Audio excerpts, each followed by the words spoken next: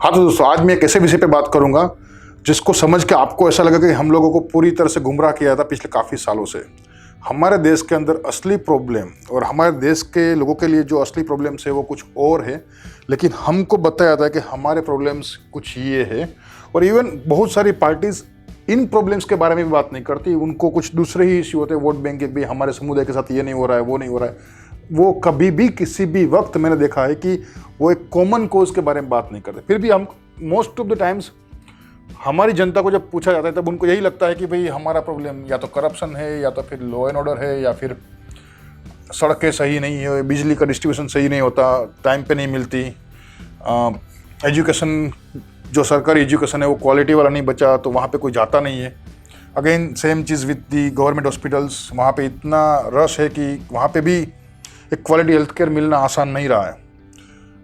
Unemployment का बड़ा issue है, और जब अनएम्प्लॉयमेंट होता है तो नेचुरली पॉवर्टी भी रहती है, और जब पॉवर्टी आती है तो क्रिमिनलाइजेशन बढ़ता है। और आज की तारीख में हमारा जो पॉलिटिकल क्लास है उसके अंदर भी इतने सारे क्रिमिनल्स घुस चुके हैं कि उनको भी बाहर निकालना बहुत ज़रूरी है। दूसरे बहुत सारे इश्यूज़ है, जैसे कि जातिवाद है, संप्रदायवाद है, या फिर टैक्स कलेक्शन प्रॉपर नहीं हो रहा है। लेकिन ये सारे इश्यू मुझे लगते हैं कि ये सारे प्रॉब्लम्स नहीं है, सारे नतीजे हैं किसी और प्रॉब्लम के। और कोई और प्रॉब्लम क्या है मैं आपको बताना चाहता हूँ। ये सारे के सारे सिर्फ और सिर्फ ये दोनों इश्यूज की देन है। मैं आपको आने वाले समय में इसी वीडियो के अंदर प्रूव करता हूँ कैसे है।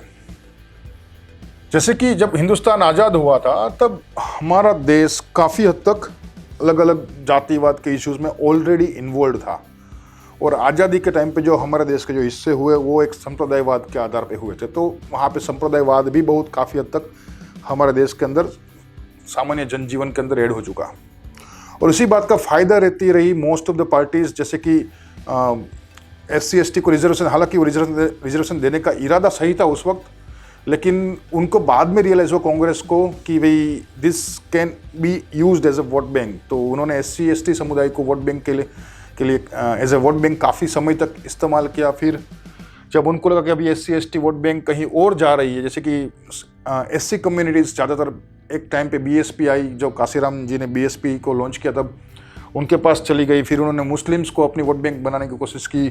फिर मुस्लिम्स भी यादव पार्टीज़ है, SP और ये मुलायम सिंह यादव और लालू प्रसाद यादव की RJD में चले गए, उनके वोट बैंक बन गए। फिर एक टाइम ऐसा आया कि अभी भी OBC को भी वोट बैंक बनाया गया। अभी बहुत सारे OBCs भी अलग अलग पार्टीज़ की वोट बैंक बन चुकी है। और फिर एक ही समुदाय बचा था जो था अपर कास्ट हिंदूज, जो किसी की वोट बैंक्स नहीं मानी जाती थी। उसके ऊपर BJP ने कोशिश की कि भाई इनको हमारी तरफ ले लेते हैं, और BJP को ऐसा लगा कि भाई अपर कास्ट हिंदू से भी काम नहीं बनता। तब इन्होंने हिंदुत्व के एजेंडे के ऊपर काम करना चाहा, क्योंकि अपर कास्ट हिंदूज का वोट शेयर उतना बड़ा नहीं है जितना बाकी के समुदाय के लोगों का है। तो उसकी मदद से सिर्फ जितना आसान नहीं था।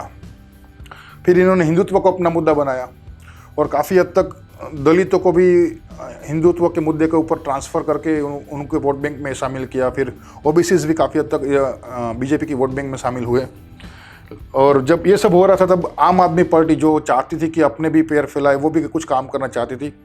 तो अभी रिसेंटली जो अभी इलेक्शंस ख़त्म हुए पंजाब के अंदर, तब इन्होंने आम आदमी पार्टी ने वादा किया था महिलाओं को कि भी हम आपको प्रति माह 1000 रुपये देंगे। और शायद आपको मालूम ना हो तो मैं बता दूं, महिलाएं हिंदुस्तान के अंदर 50% की वोट बैंक है, राइट। तो जब गरीबी बढ़ती है तब ऐसे वोट बैंक्स में किसी को लुभाना आसान होता है। अच्छा, ये सब मैं ये नहीं बात बोल रहा हूँ कि भाई हर एक पार्टी ये जानबूझ के करती है, क्योंकि हम लोग पहले से बटे हुए थे और हमारी वोटिंग प्रोसेस ऐसी है कि इनको जब आप एक साइड नहीं करते तब तक आपको ऐसा नहीं लगता कि आप जीत पाएंगे। फिर जब वोट बैंक से काम नहीं बनता है तो इन्होंने वोट कटर्स को भी इलेक्शंस में लाना चालू किया। वोट कटर्स के दम पे इलेक्शंस जीते जाने लगे। मैं आपको आने वाली स्लाइड में दिखाऊंगा कैसे जीते जाते हैं। पहली बात तो वोट कटर्स क्या होते हैं। वोट कटर्स ये होते हैं कि भाई मान लो कि मुझे लगता है मैं कोई कैंडिडेट हूँ किसी पार्टी का, या तो मैं इलेक्शन लड़ रहा हूँ और मुझे लगता है कि मैं 40% से ज़्यादा आगे नहीं बढ़ पाऊँगा, और शायद मेरा प्रतिद्वंद्वी उसको 42 या 43% वोट मिलेंगे। तो मैं आपको यहाँ पे एग्जांपल देता हूँ। लेट्स से कैंडिडेट 1 है, उसको 42% वोट मिलने वाले थे। ये मैं खुद हूँ मान लो कि, और मुझे मिलने वाले थे शायद मान लो कि 40% वोट। ऐसा एक एजम्पशन होता है, पहले से ही तैयारी होती है कि इतने इतने समुदाय वाले इसको वोट देंगे, इतने इतने समुदाय वाले इसको वोट देंगे, इतने इतने समुदाय वाले इसको वोट देंगे। तब मैं क्या करता हूँ, एग्जाम्पल है, मैं किसी वोट कटर को खड़ा करता हूँ, इसको बोलते हैं वोट कटर। वो इनमें से, इनकी वोट बैंक में से ही कोई ना कोई एक बड़ा आदमी होगा जो यहाँ पे करीबन 3% वोट लेके आएगा यहाँ से निकाल के, और शायद ये भी होगा कि इनको 39% वोट मिले और मेरे वोट सबसे ज़्यादा हो जाए। और जब ऐसे बनता है तब इलेक्शंस जीते जाते हैं इसी तरीके से। मतलब जब काम वोट बैंक से नहीं बनता है तब वोट कटर्स को पिक्चर में लाना पड़ता है। और वोट कटर्स का एग्जाम्पल मैं अभी आपको आने वाली स्लाइड में देता हूं। और दूसरी एक बात, आपको मैं थोड़ा स्टेटिस्टिक्स बताता हूं कि 2019 के जब लोकसभा इलेक्शन हुए थे उसके अंदर 80% उम्मीदवार ऐसे थे कि जिनको 3% भी वोट नहीं मिले थे। फिर भी इन्होंने इलेक्शन क्यों लड़ा? जब कोई व्यक्ति सांसद बनने की ट्राई करता है, लोकसभा का प्रतिनिधि बनने की ट्राई करता है, वो कोई एरा गेरा आदमी तो नहीं होता। उसको ये समझ में नहीं होती क्या कि मुझे 3% लोग भी वोट नहीं करेंगे, फिर भी मैं इलेक्शन लड़ूंगा, इतना खर्चा करूंगा। कहाँ से आते हैं सारे रिसोर्सेस? पैसा होता है, लोग होते हैं, लोगों को मोबिलाइज करना पड़ता है। वो सारा काम एज ए वोट कटर करते हैं। और जब आप वोट किसी के काटते हो तो उनके प्रतिद्वंदी, मान लो कि मैं बीजेपी के वोट काटता हूं तो कांग्रेस या समाजवादी पार्टी या किसी और पार्टी मुझे दूसरी बहुत सारे फायदे पहुंचाती है। और काफ़ी बार ये डायरेक्ट कैश ट्रांसफ़र भी होता है। और ये कैश ट्रांसफ़र कोई छोटी अमाउंट नहीं होती, बड़ी अमाउंट होती है। खैर, थोड़ा आगे जाते हैं कि क्यों ऐसा करते हैं और क्यों ऐसा किया जाता है। जैसे कि अभी यूपी में अभी रिसेंटली 2022 में इलेक्शंस खत्म हुए, उसके अंदर बीजेपी को करीबन 250-55 सीट्स मिली थी। 255 सीट में से 140 सीट्स ऐसी थी जहां पे बीजेपी बहुजन समाज पार्टी की मदद से जीती थी। अभी मदद मिली थी या मैनेज की गई थी या नेचुरली मिल गई, वो बात की बात है, लेकिन मदद थी। यदि बहुजन समाज पार्टी इलेक्शन नहीं लड़ती तो जो सारा एंटी बीजेपी वोट है या तो कांग्रेस के खेमे में जाता या समाजवादी पार्टी के पास जाता। ये मान लो कि मैं चलता हूं कि बीजेपी का एंटी बीजेपी वोट जो बीएसपी के पास जा रहा था वो सारा एसपी में जाता है। मैं आपको थोड़ा इसका एग्जांपल देकर बताता हूं। यहां पे एग्जांपल है, ये बीजेपी के कैंडिडेट जीएस धर्मेश करके है, उनको मिले हैं 46% वोट। और ये है समाजवादी पार्टी के कैंडिडेट, उनको मिले हैं 27% वोट। और ये है पार्थिंद्र कुमार जी, उनको मिले हैं जो बहुजन समाज पार्टी से, उनको मिले हैं 20% वोट। यदि आप ये दोनों का टोटल करते हो तो वो कम से कम बनता है 49%। कितना? 49%। यानी कि यदि ये कैंडिडेट खड़े नहीं होते इलेक्शन में और इनके वोट सारे इनको मिलते तो ये आसानी से जीत रहे थे। ये सीट है आगरा कैंटोनमेंट सीट है। आप ये इलेक्शन कमीशन की वेबसाइट से स्क्रीनशॉट लिया गया है, इसमें कोई भी एक नंबर का भी ऊपर नीचे नहीं किया गया, तो आप आसानी से वेरीफाई कर सकते हैं। और इसी तरीके से मैं आपको अभी इसी वीडियो में यहाँ पे स्क्रीन पे आएगा 140 प्लस सीट ऐसी थी, आप वेरीफाई कर सकते हैं कि जहाँ पे बीजेपी यदि हारती, यदि बीएसपी और एसपी के वोट कंबाइन होते तो। मान लो कि कांग्रेस भी इलेक्शन नहीं लड़ती तो शायद 150 तक जाता था ये नंबर, और कांग्रेस और एआईएमआईएम और बीएसपी तीनों इलेक्शन नहीं लड़ती तो शायद ये नंबर 160 तक होता था, कि जहाँ पे समाजवादी पार्टी 160 सीट्स ज़्यादा जीती होती। यदि आप इसी नंबर को पकड़ के चलते हम लोग 140 के आसपास, तो कुछ एनडीए को 273 सीट्स मिली थी। यदि 140 सीट कम होती तो उनके पास बचती सिर्फ 133 सीट। और समाजवादी पार्टी का जो अलायंस था उसको यदि 140 सीट एक्स्ट्रा मिलती तो सरकार उनकी बनती, क्योंकि सरकार बनाने के लिए सिर्फ 202 या 203 सीट्स की जरूरत थी यूपी के अंदर। अभी ये इसको उल्टा देखो तो बीजेपी को भी जीतने के लिए बहुजन समाज पार्टी की मदद लेनी पड़ती है या एआईएमआईएम की मदद लेनी पड़ती है। तो समझ लो कि बहुत सारी बार ऐसा मैंने शायद 2017 के इलेक्शंस के आसपास सुना था कि किसी ने याचिका फाइल की थी हाईकोर्ट के अंदर मायावती के खिलाफ, कि मायावती के डिसप्रपोर्शनेट एसेट के केस को फिर से इन्वेस्टिगेट किया जाए। लेकिन इलेक्शन का समय था, बीजेपी नहीं चाहती थी कि वो इलेक्शंस में उनको कोई नेगेटिव इम्पैक्ट आए। यदि मायावती के खिलाफ कोई एक्शन होता है तो मायावती शायद ये विक्टिम कार्ड खेल सकती है कि भाई भाजपा सरकार दलित विरोधी काम कर रही है और जिन दलितों को हिंदुत्व के नाम पे उनकी तरफ खींचा था वापस वो शायद बीएसपी की तरफ चले जाएंगे और बीएसपी को सिंपैथी का बेनिफिट मिल जाएगा। और ये पार्टी वोट बैंक पॉलिटिक्स करना, मैं ये नहीं कह रहा कोई पार्टी इरादे से करती है, वोट बैंक पॉलिटिक्स करना आज की तारीख में मजबूरी हो चुकी है। आम आदमी पार्टी जैसी पार्टी जो कि हर बार यही कहती है कि हम लोग अच्छे स्कूल्स खोलेंगे, अच्छे कॉलेज चलाएंगे, अच्छे क्या बोलते हैं अस्पताल चलाएंगे या तो क्लिनिक, मोहल्ला क्लिनिक चलाएंगे, उनको भी इलेक्शन जीतने के लिए तो वोट बैंक पॉलिटिक्स करना ही पड़ता है। इसके अलावा उनके पास कोई चारा है नहीं। और जब आप वोट बैंक पॉलिटिक्स करके जीतते हो या वोट कटर्स का बेनिफिट लेके जीतते हो, तो मैं आपको सिंपल सा एग्जांपल बोलता हूँ। मान लो कि मैं जीता हूँ किसी के वोट कटवा के, किसी वोट कटर की हेल्प लेके, और कल को उसी वोट कटर का कोई गुंडा पुलिस में पकड़ा जाता है, किसी महिला के साथ हैरेसमेंट का केस होता है और पुलिस पकड़ लेती है, तो वो वोट कटर मुझे फ़ोन करता है, भाई साहब मेरे इन आदमी को छुड़वा दो। और मुझे उनकी रिक्वेस्ट को सुनना भी पड़ता है क्योंकि अगली बार जीतने के लिए उन्हीं की हेल्प फिर से लेनी पड़ती है। और जब ऐसे गुंडों को छोड़ दिया जाता है या तो छुड़वाया जाता है पुलिस में से फ़ोन करके, जब सिटिंग एमएलए के द्वारा या गवर्नमेंट के द्वारा, तब ऐसे गुंडों की हिम्मत और हौसला और बढ़ जाता है और शायद अगली बार रेप भी करते हैं। और यही वजह है कि क्रिमिनलाइजेशन बढ़ता है। और ये सारा काम मतलब, और एक आप उसको अलग तरीके से सोचते हो कि किसी कौन सा ईमानदार व्यक्ति वोट बैंक पॉलिटिक्स करेगा या वोट कटर पॉलिटिक्स करेगा। जो ईमानदार नेता वोट बैंक और वोट कटर पॉलिटिक्स करता है वो ईमानदार रहता नहीं। पहली बात तो या तो वो वहां से निकल जाता है, जैसे कि हमने सुना था अभी एस श्रीधरन जो कि मेट्रोमैन थे इंडिया के, उन्होंने इलेक्शन, एक ही इलेक्शन लड़ा बीजेपी की टिकट के ऊपर, और इलेक्शंस खत्म होने के बाद उन्होंने बोला कि I am quitting the erectile politics. उन्होंने इलेक्ट्रल पॉलिटिक्स को, चुनाव राजनीति को छोड़ दिया तुरंत वहीं से। तो दूसरी बात होती है कि वोट कटर्स को और पार्टी सपोर्टर्स, जो मान लो कि फॉर एग्जांपल गुजरात के अंदर पटेल बहुत बड़ा वोट बैंक है बीजेपी का, और पटेल से यदि कोई पटेल समुदाय का कोई लीडर बीजेपी को सपोर्ट करता है और मैनेज करता है पटेल्स के वोट अपनी तरफ, तो बड़े कॉन्ट्रैक्ट्स मिलते हैं, सपोर्ट मिलता है, कुछ ज़मीनें कहीं फंसी हुई हो तो वो भी निकल जाती है। और ऐसा नहीं कि सिर्फ बीजेपी करती है, हर एक पार्टी करती है और करना भी पड़ता है। नहीं करते तो आपकी सरकार ही दूसरी बार नहीं बनती। और यही होता है कि छोटे मोटे जो ऑब्लिगेशंस होते हैं वो उनके सुनने पड़ते हैं, और वो छोटे मोटे ऑब्लिगेशंस बहुत सारी बार नाजायज़ होते हैं, गलत काम के होते हैं। जैसे कि किसी कहीं कोई इलीगल ज़मीन को निकलवाने का रास्ता है, भाई चलो ये मेरे नाम पे करवा दो, कहीं फंसा हुआ है, किसी की लैंड ग्रेबिंग का है, और ये सारा काम बहुत सारी बार पैसा देने के बाद भी करना पड़ता है। मान लो कि AIMIM इलेक्शन लड़ती है तो उनके पास उतना पार्टी का फंडिंग नहीं है, या BSP इलेक्शंस लड़ती है इतनी सारी जगह पे और एंटी बीजेपी वोट्स को स्प्लिट करती है और बीजेपी को जीतने में हेल्प करती है, तो बहुत सारी बार ऐसा सुनने में आया है कि इनको इतना मॉनेटरी फंड्स मिला है। एक स्टिंग ऑपरेशन भी हुआ था BSP के किसी लीडर के साथ कि 300 करोड़ की बात चल रही थी।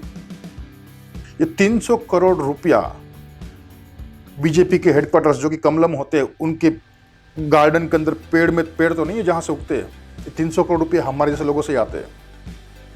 ऑफिस ट्रांसफर्स हो गया, गवर्नमेंट कॉन्ट्रैक्ट्स हो गया, करप्शंस हो गया, सभी जगह से। और यदि आप महाराष्ट्र का कोई एग्जांपल हो, जिसके अंदर महाराष्ट्र के कमिश्नर, जो मुंबई के पुलिस कमिश्नर थे, उन्होंने महाराष्ट्र के होम मिनिस्टर को या चीफ मिनिस्टर को लिखा था कि भाई ये होम मिनिस्टर हमसे हर महीने 100 करोड़ रुपीस जमा करवाने की बात करता है। परमबीर सिंह की बात है, उन्होंने लेटर लिखा था कि भाई हाँ, महाराष्ट्र के होम मिनिस्टर हमको हर महीने 100 करोड़ रुपये जमा करवाने की बात करता है। जब पुलिस वालों को खुद को पैसा जमा करने का टारगेट दिया था, तो पुलिस वाले क्या किसी का काम करेंगे? वो तो यही करेंगे कि भाई किसी को जिसकी फरियाद आई है उसके पास से भी पैसा लेंगे, जिसके विरुद्ध फरियाद है उसके पास से भी पैसा लेंगे। क्योंकि जब इनको 100 करोड़ जमा करने होते हैं तब ये 100 करोड़ जमा करके बैठ नहीं जाते, ये 200 करोड़ जमा करते हैं। और यहीं से करप्शन और क्रिमिनलिज्म सब कुछ चालू होता है। जब किसी वोट कटर की एजुकेशनल इंस्टीट्यूट को अंदर कोई गलत काम हो रहा है तो उसके अगेंस्ट एक्शन नहीं लेना होता है, तो गवर्नमेंट मजबूर होती है कि भाई इसके ऊपर एक्शन लेंगे तो शायद ये भी है कि अगली बार जीतने में वो हेल्प नहीं करेगा। तो ये सारे इश्यूज को यदि इससे छुटकारा पाना है, तो जैसे मैंने कहा था कि भाई कुछ नई चीज़ चाहिए। ऑनेस्ट लोग तो इलेक्ट्रल पॉलिटिक्स से निकल ही चुके हैं, और यदि ऑनेस्ट लोग निकल चुके हैं तो बचे कौन? सारे बेईमान। मुश्किल से 10% भी ईमानदार लोग नहीं बचे। जैसे मनमोहन सिंह साहब, वो इलेक्शन लड़ते ही नहीं, वो राज्यसभा से आते हैं, वो डायरेक्ट इलेक्शन नहीं लड़ते, इनडायरेक्ट इलेक्शन लड़ते हैं। ऐसे बहुत सारे कैंडिडेट, बहुत सारे पॉलिटिकल लीडर्स है जो डायरेक्ट इलेक्शन नहीं लड़ते, क्योंकि उनके वो वोट बैंक पॉलिटिक्स कर ही नहीं सकते, उनको राज्यसभा के रास्ते से ही उनको भेजा जा सकता है। खैर, और एक एग्जाम्पल है वोट बैंक पॉलिटिक्स का गुजरात के अंदर। अभी 2022 में, अभी ये आज ही की डेट का न्यूज़ है, और 2022 में गुजरात के अंदर स्टेट असेंबली के इलेक्शन होने वाले हैं। पाटीदार समाज को अपनी तरफ खींचने के लिए इन्होंने कुछ एक केसेस वापस ले लिए। देखिए, मैं ये नहीं कहना चाहता हूँ कि इन्होंने वो सारे केसेस गलत थे और वापस लिए। पहली बात तो केसेस उनके ऊपर केस हुए, पुलिस केस हुए। दूसरी बात, वही केस को वापस ले लिया गया। दो में से कोई एक काम गलत है। यदि वो सही में बेकसूर थे तो उनके ऊपर केस क्यों हुए? वो भी एक वोट बैंक पॉलिटिक्स का ही हिस्सा था। यदि वो सही में बेकसूर थे और आपने केस भी किए हैं तो गलत कौन कर रहा है? और चलो मान लो कि वो कसूरवार थे और आपने पुलिस केस किए थे उनके ऊपर, तो आज करीबन 5-6 साल के बाद आप उनको केस वापस लेने पड़ते, क्योंकि आपको पटेल समुदाय के, पाटीदार समुदाय के वोट्स चाहिए। वैसा ही कुछ आम आदमी पार्टी भी, जैसे मैंने बोला कि आम आदमी पार्टी भी वोट बैंक पॉलिटिक्स किए बिना आगे नहीं बढ़ सकती। ये भी कोशिश करे कि पटेल समुदाय अपनी तरफ आए। खैर, तो रियल प्रॉब्लम यही है, वोट बैंक पॉलिटिक्स और वोट कटर्स। यदि आप इनको पॉलिटिक्स से हटा सकते हो तो ये सारे प्रॉब्लम्स हट सकते हैं। और जब तक ये लोग यहाँ ये काम दोनों चल रहे हैं, तब तक ये सारे प्रॉब्लम हटने वाले नहीं है। ये सारे नतीजे हैं, ये नतीजे आते ही रहेंगे। एक कोई ना कोई दिन किसी न किसी प्राइवेट कॉलेज को बढ़ावा मिलेगा, प्राइवेट स्कूल को बढ़ावा मिलेगा। प्राइवेट स्कूल की फीस नहीं काट सकते आज के तारीख में। हमारे पॉलिटिशियंस प्राइवेट स्कूल्स की जो फीस है उसको रेगुलेट करने के लिए एफआरसी बनाते हैं, लेकिन उसके अंदर करप्शन और बढ़ता है। और जब वो करप्शन और बढ़ता है, मान लो कि किसी स्कूल की लेजिटिमेट फीस 50,000 थी, सिंपल दिखाता हूँ, किसी स्कूल की लेजिटिमेट फीस 50,000 हो सकती है किसी पर्टिकुलर क्लास की, उसको ये लोग 80-90 हज़ार तक लेके जाते हैं। और 80,000-90 हज़ार तक लेके जाने के लिए जो मेहनत करनी पड़ती है, उसके अंदर भी पॉलिटिशियन अपना 5-10 हज़ार पर स्टूडेंट के हिसाब से अपना हिस्सा अलग से निकलवाते हैं। वो खर्चा भी पेरेंट्स को बियर करना पड़ता है। तो करप्शन कम नहीं होता, बढ़ता है। एनीवेज, ये तो है। अभी मैंने कुछ एक दिन पहले मैंने एक उपमा का वीडियो बनाया था, जिसके अंदर उपमा स्टोरी के ऊपर एक वीडियो बनाया था। वो थोड़ा मैं समझ देता हूँ कि ये हमारी आज की तारीख में वोटिंग प्रोसेस है। जो भी कैंडिडेट को सबसे ज़्यादा वोट मिलते हैं वो जीतता है, और इनको थोड़ा कम वोट मिले हैं क्योंकि ये जो था उत्तपम था, इसने इनके वोट काटे। ये 2.6% वोट यदि नहीं मिलते इसको और ये खड़ा नहीं होता, तो ये शायद पॉसिबिलिटी थी कि 2.6% वोट या तो इसके पास जाते, या तो इसके पास जाते, या तो इसके पास जाते, या तो इसके पास भी जा सकते थे। नहीं जा सकते, ऐसा नहीं था। मान लो कि इसमें से किसी दो के पास भी गए तो ये दोनों में से कोई एक विनर था, ये नहीं था। तो इन सबको हटाने के लिए क्या करना पड़ेगा? अभी इसका कोई रास्ता तो निकालना पड़ेगा कि ये ऐसा गंदा खेल ना हो हमारे साथ। तो मैं एक नई वोटिंग प्रोसेस प्रपोज कर रहा हूं, जिसके अंदर हर एक कैंडिडेट के सामने 2 बटन होंगे, एक ग्रीन होगा और एक रेड होगा। और जब पोलिंग बूथ में कोई भी वोटर जाता है तो उसको हर एक कैंडिडेट के सामने किसी एक बटन को दबाना है। मान लो कि मुझे पहला कैंडिडेट पसंद है तो मैं ग्रीन दबाऊंगा, दूसरा पसंद है तो ग्रीन दबाऊंगा, तीसरा पसंद भी है तो भी ग्रीन दबाऊंगा, और चौथा नहीं पसंद है, पांचवा नहीं पसंद है, छठा नहीं पसंद है, तीनों के सामने मैं रेड दबाऊंगा। और मान लो कि 7वें के बारे में मुझे नहीं मालूम है तो मैं छोड़ के आऊँगा, और आखिरी में ब्लू बटन दबाऊंगा मैं। और मान लो कि इसी तरीके से कोई रिजल्ट्स डिक्लेयर होते हैं, और थोड़ा समझने की कोशिश करो कि जब किसी भी कैंडिडेट को 100% वोटर्स से मैक्सिमम ग्रीन बटन लेने होते हैं और मिनिमम रेड बटन होते हैं इलेक्शन जीतने के लिए, नेट वोट को हाईएस्ट करने के लिए, तब वो लोग किसी भी जाति या समुदाय के फेवर में ज़्यादा काम नहीं कर सकते। सारे वोट बैंक लीडर्स पॉलिटिक्स से आउट, और वही लीडर्स पॉलिटिक्स में टिक पाएंगे जो कि हर एक समुदाय के बारे में बात करते हो, और जो गलत है उनके साथ गलत ही उनको सुधारने की कोशिश करते हैं। या तो कानून प्रक्रिया से काम होना चाहिए। मान लो कोई पर्टिकुलर छोटा एक सेगमेंट है पॉपुलेशन का जो क्रिमिनल एक्टिविटीज़ में इन्वॉल्व है, तो उनको कानून उनसे निपट लिया जाएगा, काफ़ी है। दूसरी बात, ये जो इसको ये जो 41.9% है, ये भी, इसको भी वैसे देखो अच्छे वोट्स मिले क्योंकि 70% लोगों ने ग्रीन बटन दबाया था। इसके बारे में थोड़ा आगे वाली स्लाइड पे चर्चा करेंगे क्या है ये। देखिए यहाँ पे जो ये होता है, ये जो है ये हमारी ट्रेडिशनल वोटिंग से ये रिजल्ट हुए हैं। ये वाले रिजल्ट्स जो है वो ट्रेडिशनल वोटिंग से हुए। यहाँ पे 20% के साथ, क्योंकि सबसे बड़ी वोट बैंक इसको फेवर कर रही थी, 20% का थे, ये भाई साहब विनर हो गए। लेकिन जब तक इनकी चली तब तक चली, जैसे ही नई प्रोसेस को इंप्लीमेंट किया तो इनको 1000 में से सिर्फ 251 ही ग्रीन बटन वाले यस वाले वोट मिले और करीबन 690 वोट्स नो वाले मिले और इनका नेट वोट हो गया -43%। यही ब्यूटी है इसके अंदर। और एक ऐसी चीज़ थी जहाँ पे वोटर्स को ज़्यादातर कैंडिडेट्स के सामने यस बटन दबाने का मौका मिला, तो लोगों ने इसके ऊपर ज़्यादा कोशिश की, इंक्लूडिंग ये भी, ये दोनों भी आके काफ़ी हद तक ये ऑलमोस्ट सबको, इसको एक को छोड़ के सबको 50% से ऊपर यस वोट मिले।